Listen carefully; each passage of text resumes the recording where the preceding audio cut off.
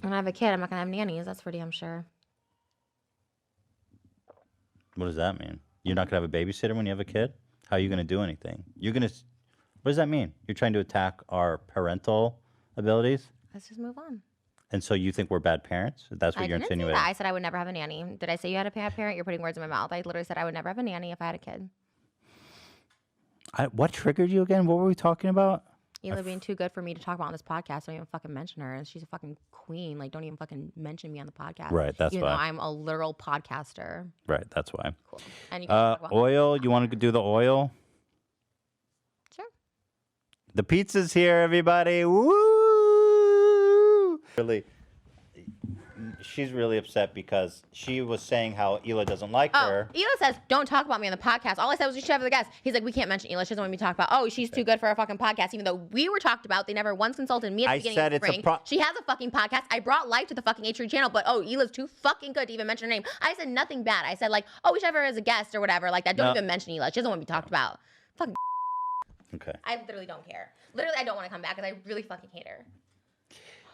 So she always making comments about the family and how I wasn't. That wasn't it. I said, Hila should be a guest on the podcast, and you're like, don't fucking mention Hila. She's the one talked about. A fucking queen. You guys can talk about my shit all the time, but her, don't fucking mention her name.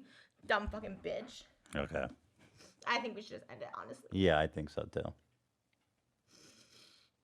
She's such a fucking bitch. She's not. And you are too, and you're a fucking cuck. You have no fucking backbone. All right, you should leave. We'll talk later. Yeah, you should get out. I am going, but we're not talking later. Fucking bitch, you too. I don't care. Fucking dummy. I couldn't care. But you're way crazier than me. That's so not true. No, but you're way crazier than me. That's not true. Bro, that's objectively true. You hide it more, just like Mikey, who hides shit. Oh, really? It all gets brought to the surface. I don't hide anything. On. I literally don't. You literally just said how honest I am, and you respect that about me. But you hide the crazy, is what I'm saying. Yeah, you I don't share hide. a lot. I don't hide. You do hide the crazy. I'm all out there with no fucking eyebrows and everything. You were into pills. You never talk about that you were a pill addict for a minute. What? Yeah, you said that. You said you were really into pills, and you don't talk about that.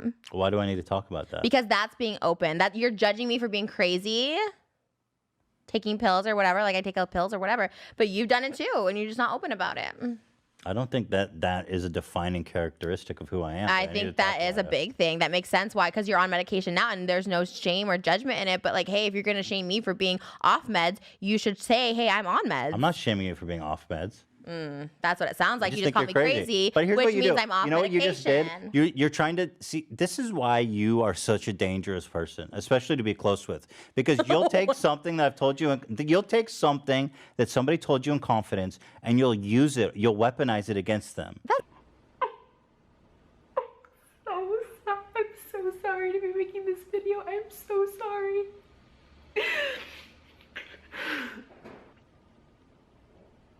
I ruined every relationship and friendship that I have, and I am going to be forever alone.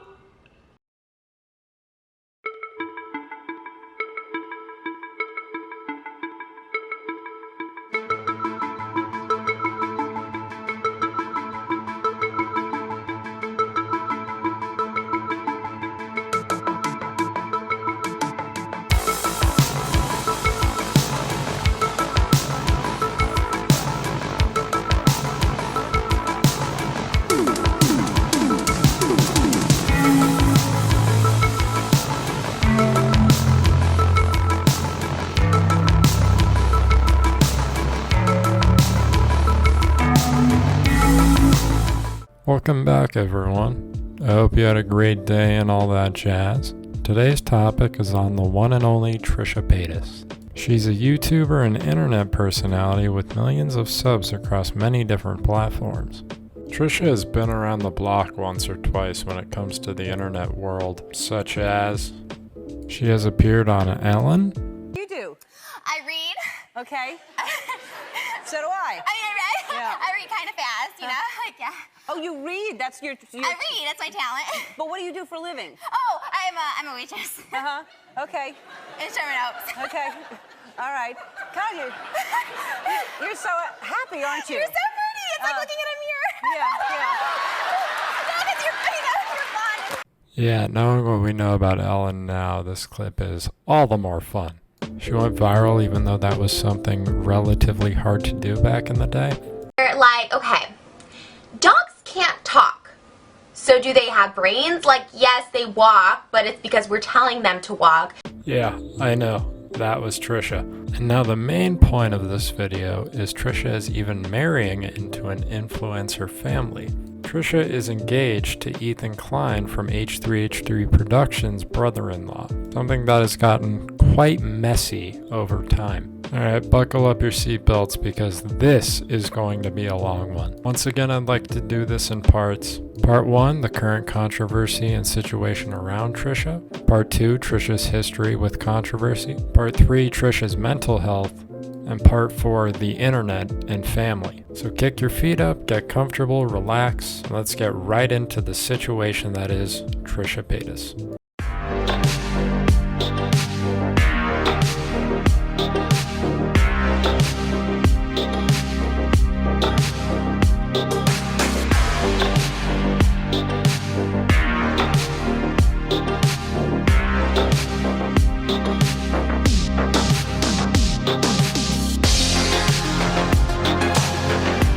So obviously I couldn't make a video without talking about what's happening to Trisha at the current moment. Currently, Trisha is in a very messy and public feud with co-host and creator of Frenemies, Ethan Klein. The beginning of the feud actually happened on air, if you can believe it or not. We're not good about this. Okay, let's go to your stupid. Make sure that I don't like this segment. Just for the record, fan advice is a stupid segment. Why? But we can do it. It's so dumb. What's the point? Do anything for it. You just show up. We do all the work. Oh my God, yeah, right. But I feel like you're so angry about this. I'm literally not, but it's just so funny. Are. I'm not. I'm angry when you say something. You need to admit when you're angry. Ethan, I promise you, this is really is gaslighting. I go to a lot of therapy right now, and this really is. When I say I'm not angry, I'm not. I'm like just trying to tell you that you're like, oh, we do everything for the show, and I'm like saying it's not always good. I'm not angry. If I was angry, I would like leave or something, but I'm not. But you telling me I'm angry or something. You're not upset or angry. Not that great. I don't get input on like people we hire, like all this stuff like that. I don't get people we hire. Why would I ask you about people I hire? Because it's Frenemies and you take the budget for paying the crew. That's what you told me. You take highlights, you take 5% to pay the crew. So why don't I get any input on the crew or what we do? These are employees of our So why are you taking highlights and 5% of Frenemies? You told me that it was to pay them, that they could be working. It's for production costs. Okay, but you told me it's for at the beginning. Costs. You told me at the beginning it's like they could be working on other things. Because I made that argument too. I'm like, well, they're already H3. Oh, they could be working on other things. So I'm like, okay, in that case, for production costs. I take 5% extra from the podcast revenue, and I take the highlights revenue, and everything else we split. Right. So for and I feel like you're gaslighting me, to be honest, saying that you're not like frustrated about that. But I'm not. Because it really is a source of like every time something comes up where it's like, I hired somebody or this, that, and like, oh, you don't do that much on the show. I'm bringing attention to it. I'm not upset. I would text you. I would tell you if I was. It always comes down to, oh, you get this extra 5%. And so if I was upset, I wouldn't show up. I'm just explaining. because you can be upset and still show up. But I'm not upset, and that's what gaslighting is. Because you're saying I'm gaslighting you by saying you're not upset. You're perfectly you're in a perfect condition right now. Okay. Wow. Holy cow, that's crazy. I mean, I don't know how I just don't see what you just did. That's really What crazy. did I do? We have to end it now. Like really. What did I do? We got to stop for real. Really. We need Okay. to stop. Yes, the thing that started this entire feud was 5% of the podcast money going to production costs, giving Ethan and Trisha a 45-55 split. 55 Ethan, 45 Trisha, with the extra 5% from Ethan going to production costs. However, I gotta be on Trisha's side on this one. Granted, what came after was not okay in any way, shape, or form, and we'll get to that, but taking 5% for production out of your co-star's cut just seems a little scummy to me. Alright, here's where things get bonkers. Trisha makes a video stating she is quitting Frenemies and never talking to Ethan again, even though the night prior she was talking to him normally and completely blindsided him with the video. I don't know what humanly more I could have done. I feel like I have tried to accommodate her in every possible, conceivable way, to make this as comfortable, as equitable. I've been as fair as possible in terms of like money, creatively and stuff. She disagrees with that. So there's some things that I guess I want to to correct. There's creative differences with her and the crew. That was something she keeps talking about. And so the day after we shot, after we had like broken up, we had a conversation for the first time ever about her wanting to hire new staff that she would look for and hire to work on Frenemies. And after talking it out with her, I agreed. I said, okay, we can, you know what? Again, because I just want to make everything smooth and manageable. We had this big blowout. We talked the evening afterwards. I said, you know what? Let's hire a producer. You tell me who you want to hire, and I'll hire. So she said, okay, I want a producer. I said, you know what? It's a good, I don't even hate the idea. Let's get a producer who's going to work with you to produce your ideas. I love it. So I agreed, you know, and I said, let's just chill out for a few days, let things cool. I'm down to hire this producer. And then, you know, the next day, without telling me, she drops this video. She's quitting Frenemies. What then ensued was a back and forth between the two, video after video. He said, she said in front of millions of people, ultimately ending with Ethan blocking her, and it seems they're going their separate ways. But the problem is, this isn't the first time Trisha has done this. Not the first time at all.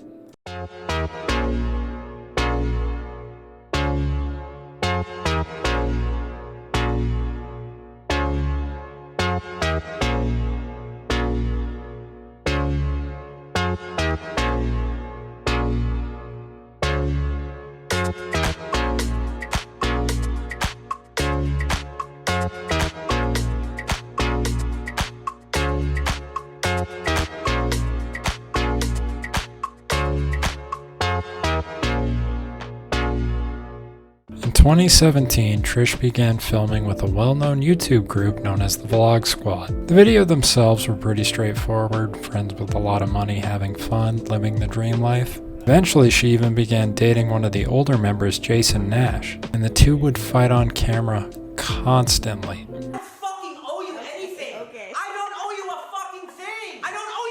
I took a nap at Trisha's house and I woke up to Jason and Trisha fighting. Okay, babe. Bullshit. Okay. That is no way to behave.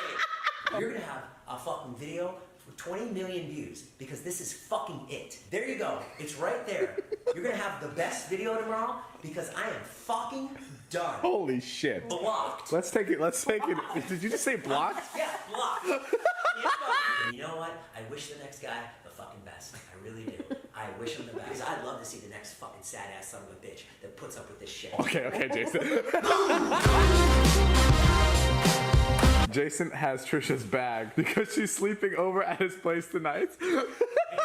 And this is how it was for a while. Trisha and Jason would fight, David gets content, and everyone was happy. Or so it seemed. That was until one joke went too far. Jason made a joke about another popular YouTuber, Tana Mongo. The joke is that Jason wanted to have a threesome with her and Trisha. This hit a nerve with Trisha. So much so that upon hearing it for the second or third time, she removed all of her clothes in front of everyone. It enticed me as much. Tana just called, actually. She wanted to... Again, not interested. Trisha, put your fucking clothes on. It's not funny. You want to have a Tana joke? I'm going to have David said that. I didn't say anything. You made that joke. I made what joke? That'd be so funny for the vlog. You know what else would be funny for the vlog? Oh my god! Oh my god! This relationship is over. I'm done. Guys, her dress is literally off. Oh my god! Natalie, are you seeing this? You think it's so funny to make a threesome joke. Go in there and fucking stay in there. I didn't make the joke, he did! I don't want to have a threesome with Tana! Guys, chill. This is the stupidest fucking fight ever. She doesn't like Tana jokes. Drop it. And you should stop getting naked in my house. Okay. And they're back. Jason, I know this fight's really intense and stuff, but would you have a threesome with Tana? No, I wouldn't. Maybe.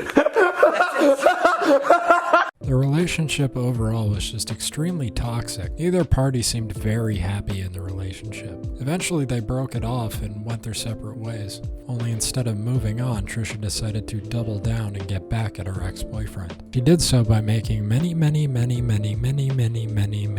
videos about David Dobrik and why he's such a terrible person. As a matter of fact, while she was on Frenemies, they did an episode on David, and we all know what that led to. We have a pattern established. Trisha joins friend group and or family. They wrong her in the slightest possible way, even a joke, and Trisha makes it her life's mission to destroy them, thus progressing the vicious cycle. Now obviously normal people don't behave like this, so what could be so wrong with Trisha that would make her do all these things? Act so erratically at the slightest bit of contention? Well, just like everyone else, Trisha has her own problems.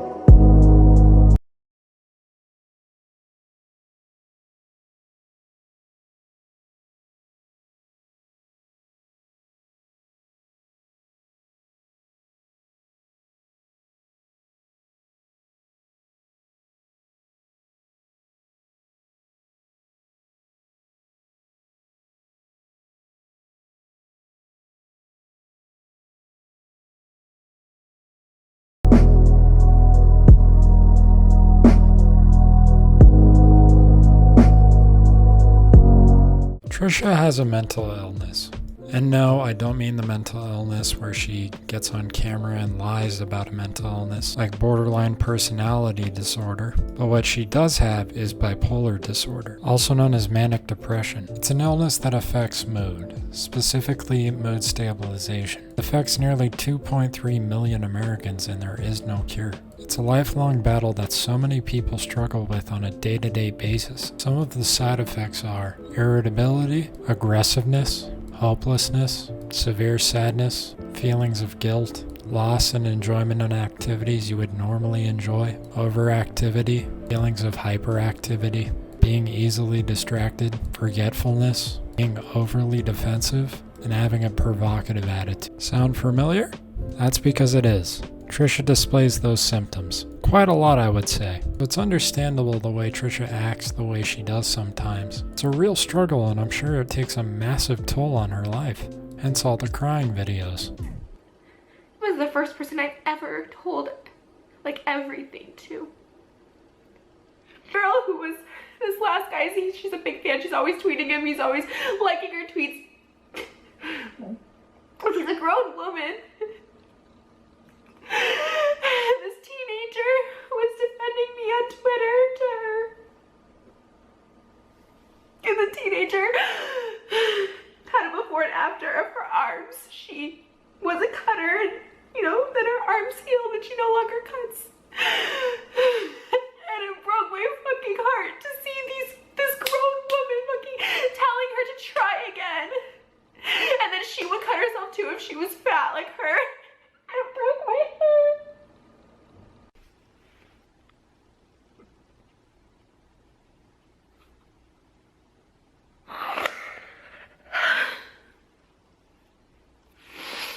Anyways, this is going to be a really short video.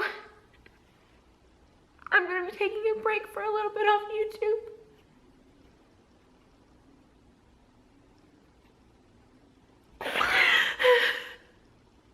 So she does deserve some sympathy in that regard. Except mental illness isn't a get out of jail free card. People make their own choices and should have to live with them. But what happens when the choice is too great to make?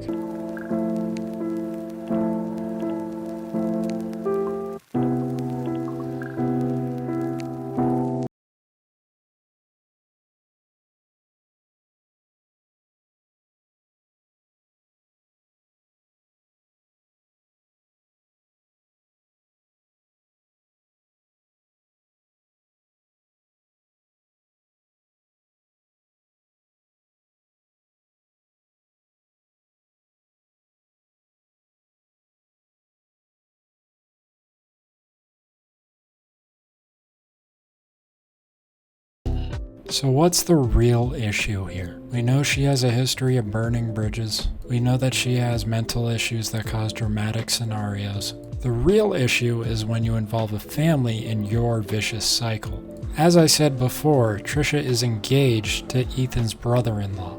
They will be related. It seems to me that she's trying to isolate Moses away from the rest of the family. That's a sign of an abusive relationship. Considering her past ones that we know of, it doesn't surprise me. Making video after video on your future in-laws and what terrible people they are?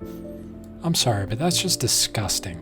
It's gross in every sense of the word. This is the kind of person Trisha is. If you strip away the fame and money, she's just another person looking to get a check and will do anything to get it. Having mental issues doesn't cause you to make bad choices. It's not an excuse for bad behavior.